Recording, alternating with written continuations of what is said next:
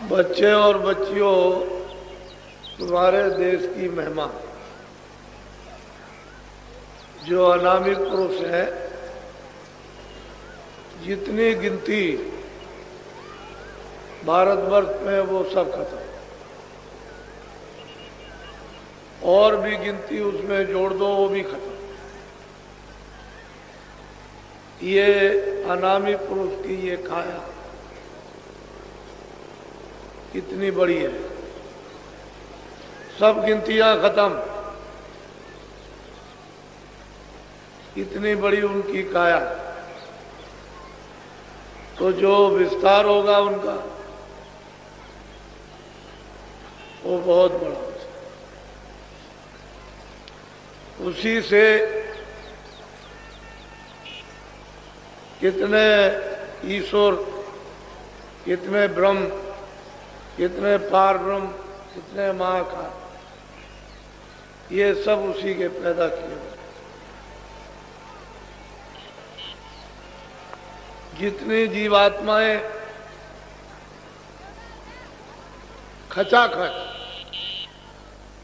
कोई भी रेशा बगैर जीवात्माओं के सुरतों के कहीं दिखाई देता नहीं, खचाखच उन लोगों में भरा हुआ अथाह सागर।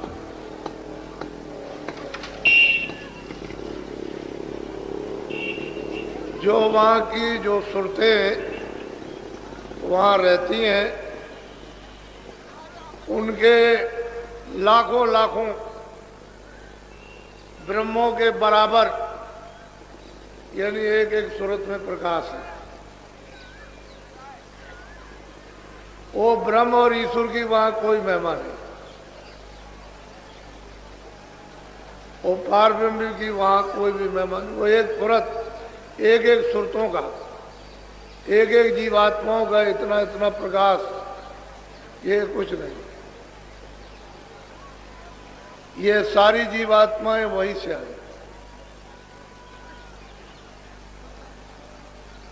जब उन्होंने अपने से अलग रचना का विस्तार किया तो पहले अगम लोक मंडल बनाया, वहां अगम पुरुष को स्थापित कर दिया। उनकी महासंघ से भी ऊपर की ये उनकी काया है। फिर उन्होंने अलग लोक स्थापित किया, अलग पुरुष को वहां बैठा दिया। उनकी थोड़ी ही कम ऐसी उनकी काया। फिर सतलोक उन्होंने स्थापित किया, सतपुरुष को बैठा दिया। ये अनामी पुरुष ने ये तीनों लोगों की अपनी स्वेच्छा से स्थापित, और वो तीनों लोग एक रस है,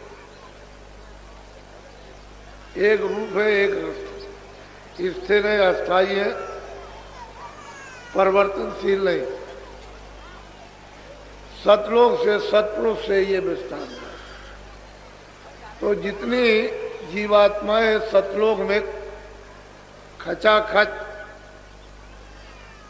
भरी हुई है, वो सब लाखों लाखों एक सूरत ब्रह्म की अस्थि। ब्रह्म में कोई अस्थि नहीं, ईश्वर में कुछ नहीं। ये तो वहां का खेल होता है। फौरन उड़ी, और उन्होंने इतने देखते देखते एक पलक के मारते इतने बड़े बड़े महल बना दिए कि खरबों योजन ऊंची, उस देश की अर्वचनीय महिमा। ये सब जीवात्माएं वहीं से लाई गई।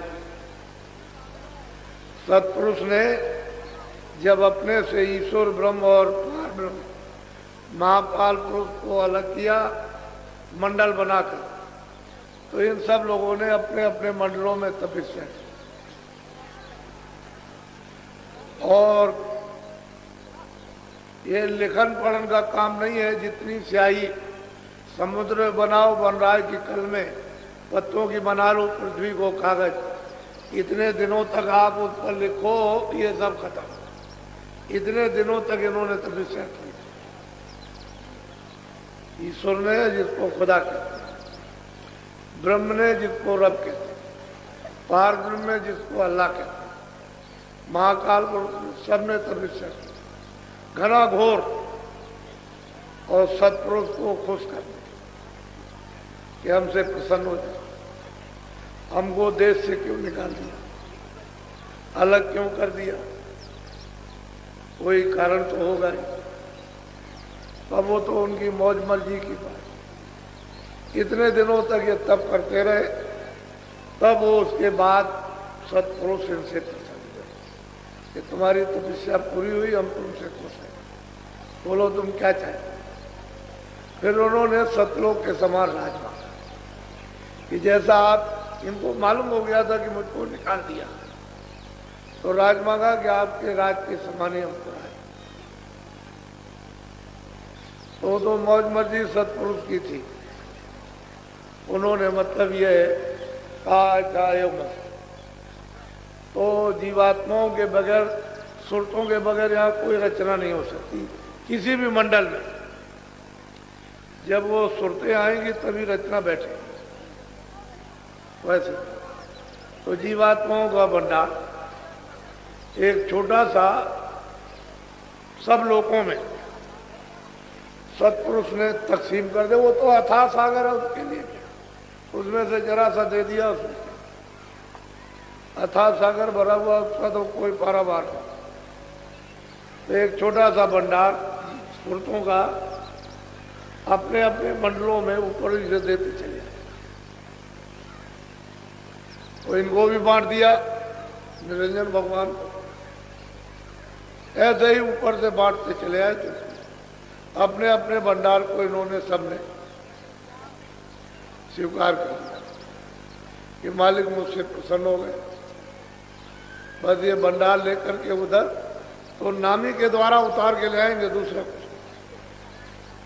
जब उतारा जाएगा तो एक आवाज से दूसरी आवाज, एक नाम से स्थान तक ले आएंगे तो वहाँ वो नाम वही, फिर वो अपने नाम पर उतार लेंगे, अपनी आवाज पर, अपने बाजे पर। तो ये धीरे जाए तो ठेका बनाया कि इतने दिनों तक तो सब यहाँ रहो। कितने युग बीत गए, अनगिनती, गिने नहीं जाते हैं। सतयुग त्रेता द्वापर पहले तो थे ही नहीं। ये सतयुग द्वापर त्रेता कोई नहीं था, न कलयुग। कहते हैं अनगिनती युग बीत गए तो धीरे धीरे उतारा गया। पहले महाकाल पद में आए, फिर नीचे ब्रह्म पद में, धीरे धीरे ठेका बनाकर, ताकि एकाएक चली जाए तो यहाँ तो घबराएंगे, यहाँ लड़ नहीं सकते। तो धीरे धीरे उतार उतार कर धीरे धीरे फिर जब ब्रह्म स्थान पर ले आए तो वहाँ इनको बहुत आनंद में थे, कोई तकलीफ तो वहाँ थी नहीं। तो इन सभी जीवात्माओं पर एक कपड़ा डाल दिया,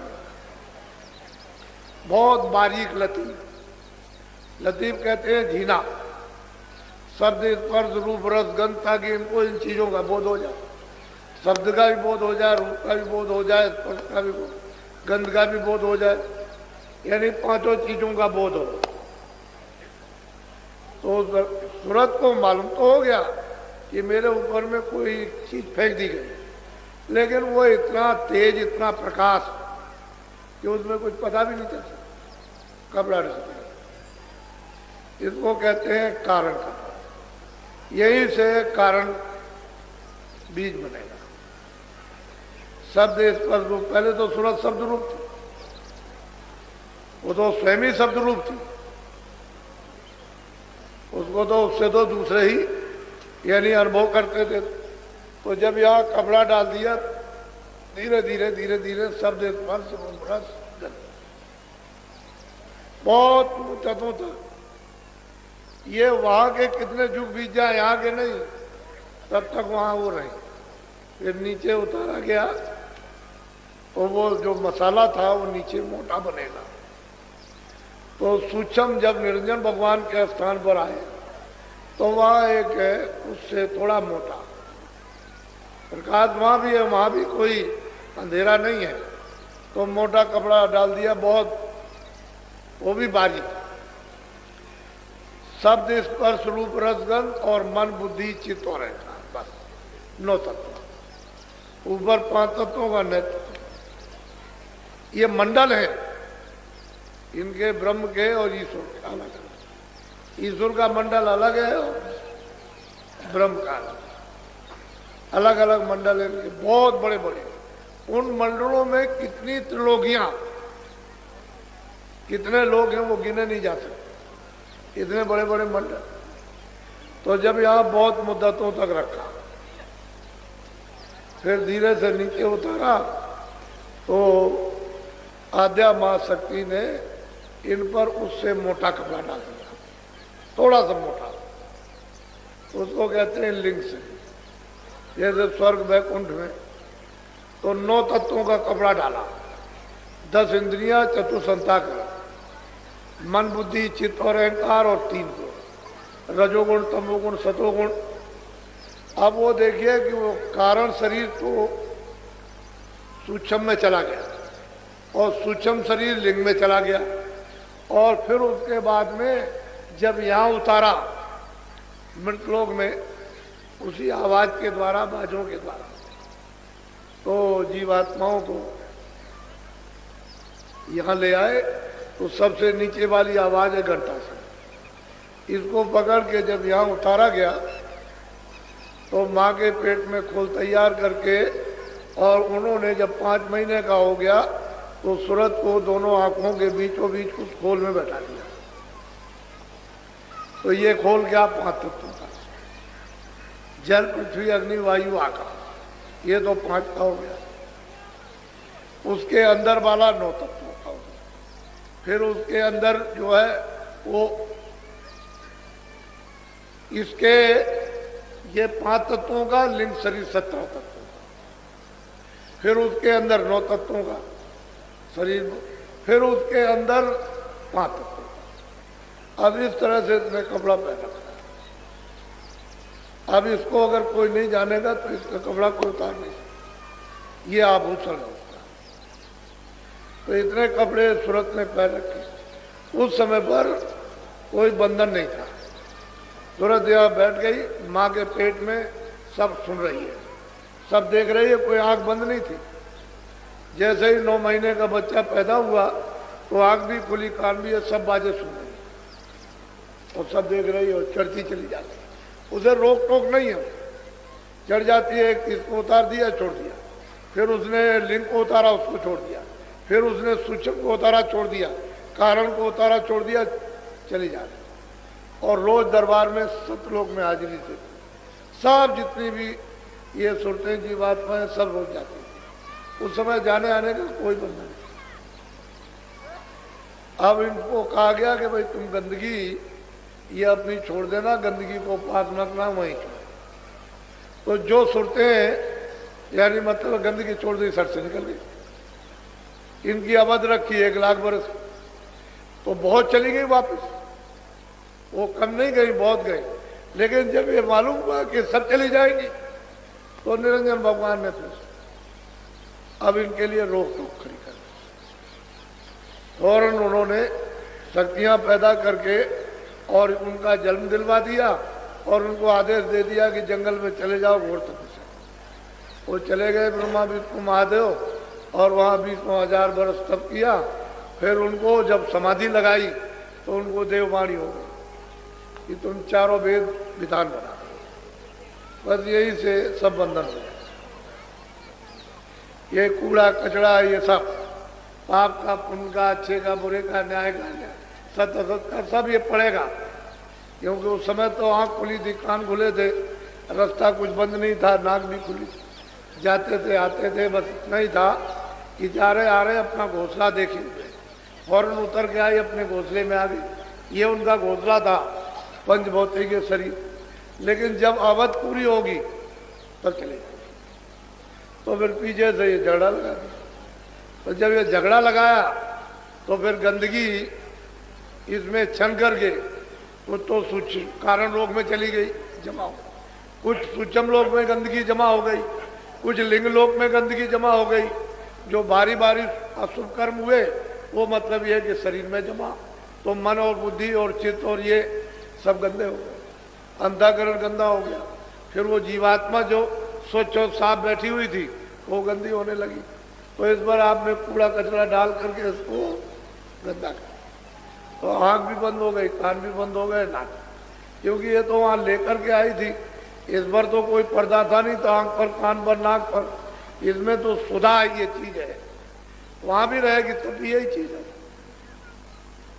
तो जो चीज कुदरती है जिसको कोई बना नहीं सकता वो उसके अंदर मौजूद। आँख भी है, कान भी, नाक भी, अब गंदगी पड़ गई, बस यही से बदला। आजादी दे दी, उसने कहा जो भी कोई कर्म करेगा मृत लोक में वो अपने अपने कर्म का फल भोगेगा। अब वो पता ठिकाना तो हम भूल गए, अपने घर में आने का, भाई किस रास्ते से जाएंगे, घर में पहुंचेंगे वो भूल गए। अब यहीं पर लगे झगड़े में, बस यहीं पर बस बस्ती बसाने लगे, इच्छा बसाने लगे, ममता करने लगे, आशा बांधने लगे, बस यही झगड़े। अब आपकी वो आशा खत्म हो गई, इच्छा खत्म हो गई कि अपने घर का कैसा आनंद है, कैसा सुख है, कैसी सुंदरता है, कैसी शक्ति है, कैसा ज्ञान हो, भूल गए। सही बात तो सही है कि ये आपका ये प्रदेश है। और देखो आप 50 वर्ष के हो गए, 60 वर्ष के, 70 वर्ष के तो जाने, और ऐसे तो बच्चा आता है जब समय पूरा हो जाता है कर्मानुसार तो 2 साल का भी चल दिया, 4 साल का भी, 10 साल। लेकिन अगर पूरी आयु आपको मिली है और संभाल के लिए चलोगे तो 50 भी जा सकते हो, 60 भी जा सकते हो और 80 भी जा सकते हो। संयम बिगाड़ दोगे तो पहले ही चले जाओगे, क्योंकि श्वासों की पूंजी खत्म हो जाएगी संयम बिगाड़ने से, तो पहले ही आप इस मकान से खाली कर दिया, चले जाओ। बस ये कर्मों का बंधन हो गया और जीव जो है इस बंधन में फंस गए। अब उसने और नीचे फिर सजाए, उनके कारागार बना दिए, तो जीवात्माओं को कहीं निकल ना जाए तो सजा देने लगे। अब वो चले गए, अब कब होगा, तो ये उनका काम यही है। और इन्होंने ऐसी ऐसी रचना की है, स्वर्ग में की इतनी सुंदर रचना, तो वहां पर मतलब ये है कि स्त्रियां भी है, पुरुष भी है, छोटे छोटे बच्चे भी दिखाई देते हैं। बहुत सुंदर रचना, बहुत खूबसूरत, यानी चित्रकारियों से ऐसी सुंदर है। वहाँ के लिबास, पहरावा, कपड़ा तो नहीं है रुई का है, रेशमी ये कपड़ा तो नहीं, लेकिन मालूम होता है कि ऐसा सुंदर कि वो जेवर वगैरह जो उसकी काशी सहराव बेल बूटों का इतना सुंदर है कि वो मोहित हो जाए, ऐसा लिबास। स्त्रियाँ जो वहाँ की चमकीली है, यानी वस्त्रों को मालूम होता है पहरे हुए इतने चमकदार हैं कि तुम फौरन मोहित हो जाओ। वो अप्सराएं उतरी रहती है, नित्य नाच, नृत्य होता रहता है। ये नाच आज क्या चीज है, कुछ नहीं, हर वक्त 24 घंटे हर क्षण नाच होते रहते हैं, विचित्र भांत के नाच। तो साधक के लिए तो अगर कोई बताने वाला नहीं तो उधर से आगे जा ही नहीं सकता, वो तो वहीं बच जाए। तो उसने ऐसा माया का जाल कि इससे बचो, यहाँ तो वहां लक्ष्मी है, सावित्री है और पार्वती, और वहां स्त्रियां हैं, दोनों वो घेर लेंगे, ऊपर नीचे दाएं बाएं रिद्धियां सिद्धियां सब घेर के खड़ी हो जाती हैं। तो बुद्धि का हरण, प्रलोभन दे देंगे, बस आपकी साधना खत्म हो जाए। ऊपर जाइए तो आध्यात्म आ सकती, उसका इतना बड़ा लोक है कि मतलब यह है कि कितने, मतलब यह है कि करोड़ों कि 1, 2, 4, 10, 20 करोड़ नहीं, कितने करोड़ों का लंबा मैदान, उसमें औरतें ही औरतें, स्त्रियां, तो उससे जाल से निकालना बहुत मुश्किल। ये स्वर्ग वैकुंठ में कुछ नहीं है, जो आद्या महाशक्ति लोक में जो देवियां हैं, ऊपर में पुरुष है, निरंजन भगवान विराजमान, वो काहे को जाने देंगे किसी को, उनके ऊपर में वो माया वो सबको रोके रहती है, उसका भी माया रूप, स्त्री का रूप है वो भी। उसकी सुंदरता अनोखी विचित्र है, ऐसी सुंदर और मोहित करने वाली कि तुम्हारे ऐसे कितने मतलब ये है कि सब फना हो गए, वो जा ही नहीं सकते। फिर उसके ऊपर में ब्रह्म है, उसका मतलब ये तो चीज ये है कि अंदर का राज किसी को पता ही नहीं, वो जानते ही नहीं। और आप क्या आपको मालूम है संसार में आप जब तक महात्मा नहीं मिलेंगे ये जीव बेचारा क्या कर। वही सूरत है जो हजारों लाखों करोड़ों ब्रह्मों की वो शक्ति और प्रकाश रखती थी, आज वो बूंद रूप से एक जर्रा एक कण उससे भी छोटी, हजारों गुणा कड़के कर दी जाए उससे भी छोटी, वो मतलब ये है कि वो सूरत हो।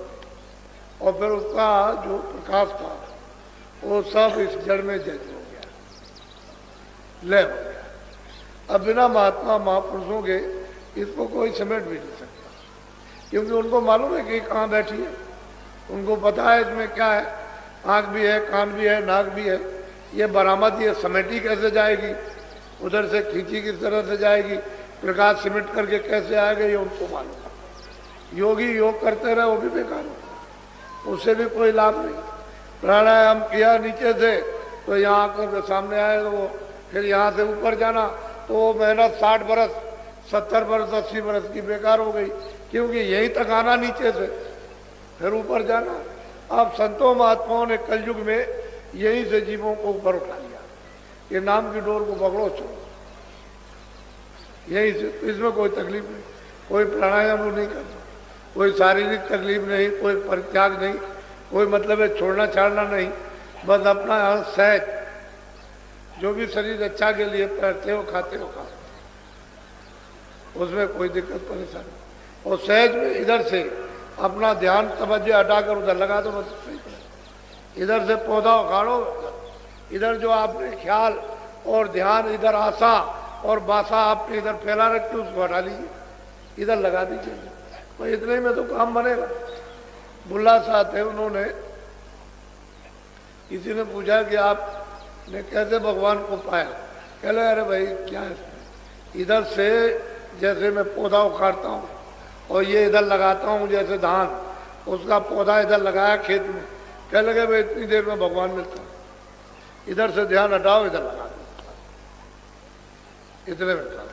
तो कलयुग में इसीलिए तो उन्होंने कहा है कि कलयुग के समान कोई सरल सुलभ भगवान की प्राप्ति के लिए दूसरा जीवों के लिए है ही नहीं, ये सुलभ युग है।